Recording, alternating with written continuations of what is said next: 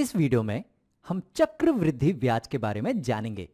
तो चक्रवृद्धि ब्याज में जो मूलधन है उसके ऊपर तो हम प्रतिवर्ष ब्याज लगाते ही हैं, पर साथ ही साथ हर वर्ष हम ब्याज के ऊपर भी ब्याज लगाते हैं, यानी कि प्रतिवर्ष जो मूलधन है वो बदलते जाता है। जबकि साधारण ब्याज में हम प्रतिवर्ष सिर्फ मूलधन पर ब्याज लगाते हैं और प्रत्येक वर्ष जो मूलधन है वो समान ही रहता है। तो ये फर्क है साधारण ब्याज और चक्रवृद्धि ब्याज में। इसे अच्छे से समझने के लिए चलो पहले साधारण ब्याज के बारे में जान लेते हैं। तो यहां पर हम एक साधारण ब्याज का उदाहरण लेते हैं और उसकी मदद से हम बाद में चक्रवृद्धि ब्याज को समझेंगे। तो समझो कि तुम्हारे पास 1000 रुपए हैं और तुम ये 1000 रुपए बैंक में डिपॉजिट करते हो और बैंक तुमसे कहता है कि प्रत्येक वर्ष हम इस 1000 रुपए के ऊपर तुम्हें 10% ब्याज देंगे प्रत्येक वर्ष, एक वर्ष में। तो एक वर्ष के बाद ये जो मूलधन है 1000 रुपए, ये तो तुम्हें वापस मिलेंगे ही, ये 1000 रुपए तो वापस मिलेंगे ही, लेकिन इसके साथ ही साथ तुम्हें इसके ऊपर 10% ब्याज मिलेगा। तो 1000 का जो 10% होगा यानी कि 100, तो इसके साथ साथ तुम्हें 100 रुपए और मिलेंगे ब्याज के रूप में। अब समझो कि ये स्कीम तुम दरअसल अगले वर्ष के लिए भी चालू रखते हो, तो तुम्हें अगले वर्ष के लिए भी वापस से 10% ब्याज मिलेगा इस मूलधन 1000 के ऊपर। तो यहां पर दूसरे वर्ष, यहां पर मैं लिखता हूं जो दूसरा वर्ष होगा उसमें भी तुम्हें इस मूलधन 1000 के ऊपर 10% ब्याज मिलेगा। तो मूलधन तो वैसा ही रहेगा, उसके साथ ही साथ 100 रुपए ब्याज तुम्हें और मिलेगा। और यही अगर हम एक वर्ष और आगे बढ़ाएं तो यहां पर जो तीसरा वर्ष होगा वहां पे भी, जो तीसरा वर्ष होगा वहां पर भी तुम्हें मूलधन 1000 तो वापस मिलेंगे ही, साथ ही साथ उस पर 10% ब्याज मिलेगा यानी कि 100 रुपए ब्याज मिलेगा। तो अगर तुम बैंक में 1000 रुपए रखते हो 3 वर्षों के लिए और प्रत्येक वर्ष बैंक तुम्हें 10% ब्याज देता है तुम्हारे मूलधन 1000 पे, तो प्रत्येक वर्ष तुम्हें 100 रुपए ब्याज मिलेगा और 3 वर्ष के बाद जो कुल राशि होगी वो होगी ये 1000 रुपए जो तुम्हारा मूलधन है, और साथ ही साथ ये 100 यानी कि ये 300 रुपए ब्याज और, तो कुल तुम्हें यहां मिलेंगे 1300 रुपए। तो यहां पर तुम्हें 300 रुपए का मुनाफा हुआ साधारण ब्याज के रूप में। लेकिन अब अगर हम इसी बात को दोहराएं लेकिन चालाकी से एक और चीज का इस्तेमाल करें तो देखो क्या होता है। तो यहां पर इसे मैं दोहरा लेता हूं, लेकिन अब हम क्या करेंगे कि पहले वर्ष हमने यहां पर 1000 रुपए बैंक में रखे, तो बैंक ने एक वर्ष के बाद हमें 10% ब्याज दिया, तो हमारा मूलधन तो 1000 रुपए हमें वापस मिलेगा ही, और साथ ही साथ हमें मिलेंगे 100 रुपए जो होगा हमारा ब्याज। तो यानी कि एक वर्ष के बाद हमें कुल मिलने वाले हैं 1000 और 100, यानी कि हमें मिलने वाले हैं कुल 1100 रुपए। तो हम क्या करेंगे कि एक साल के बाद हम बैंक में जाएंगे और उनसे कहेंगे कि ये 1100 रुपए आप हमें वापस दे दो, और जैसे ही हम इसे निकालेंगे फिर हम इसे वापस से बैंक में डाल देंगे कि भाई ये तुम 1100 रुपए ले लो और फिर से मुझे 10% ब्याज देना। तो यहां पर अगले वर्ष के लिए हम यहां पर जो रखने वाले हैं राशि वो होगी 1100 रुपए।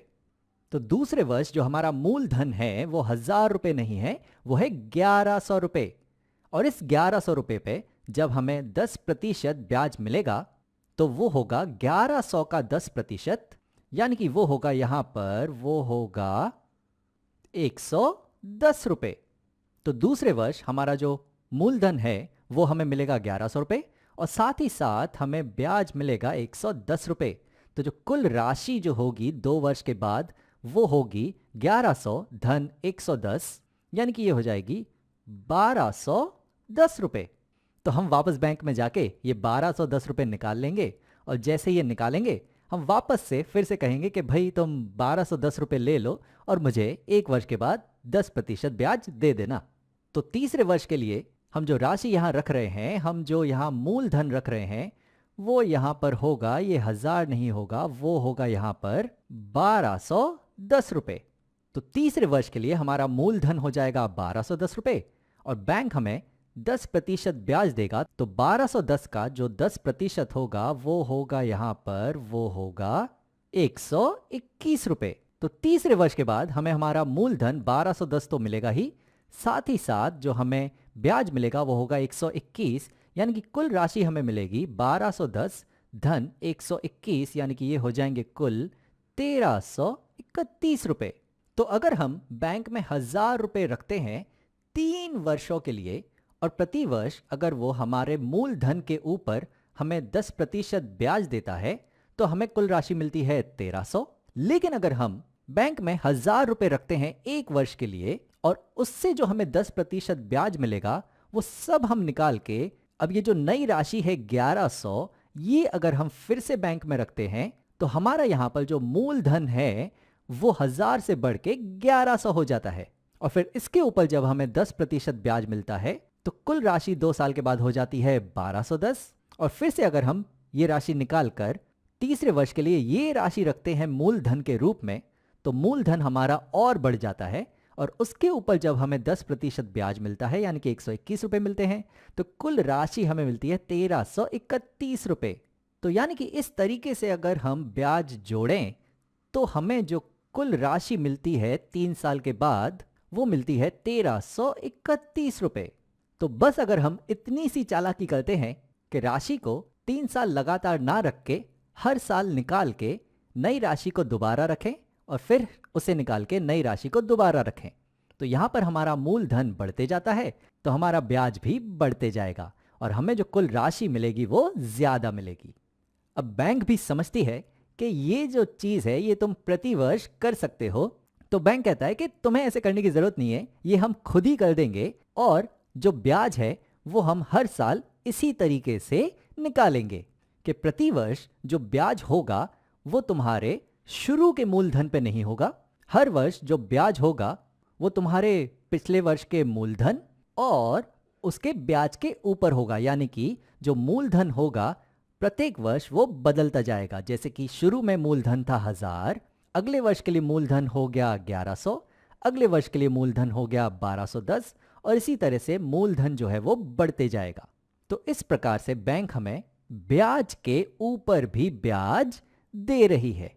तो जब हमें ब्याज के ऊपर भी ब्याज मिलता है और प्रत्येक वर्ष हमारा मूलधन बढ़ते जाता है तो इस तरह के ब्याज को हम कहते हैं चक्रवृद्धि ब्याज। तो ये फर्क है साधारण ब्याज और चक्रवृद्धि ब्याज में।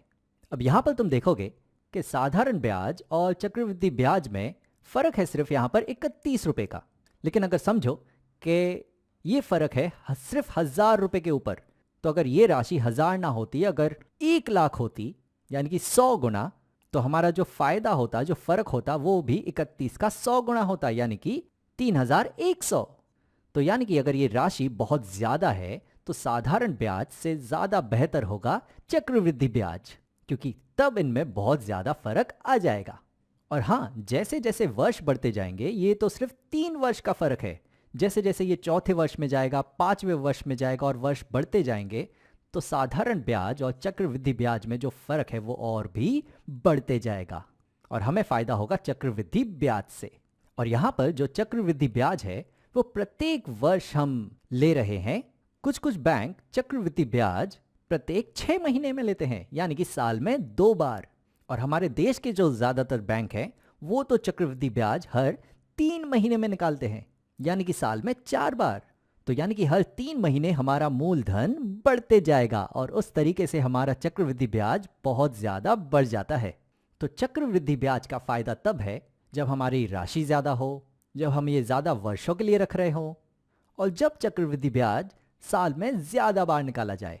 तो जैसा कि मैंने कहा था कि साधारण ब्याज में जो मूलधन है वो प्रत्येक वर्ष वही रहता है और चक्रवृद्धि ब्याज में जो मूलधन है वो प्रत्येक वर्ष बदलते जाता है, वो बढ़ते जाता है, क्योंकि यहां पर हमें ब्याज के ऊपर भी ब्याज मिलता है।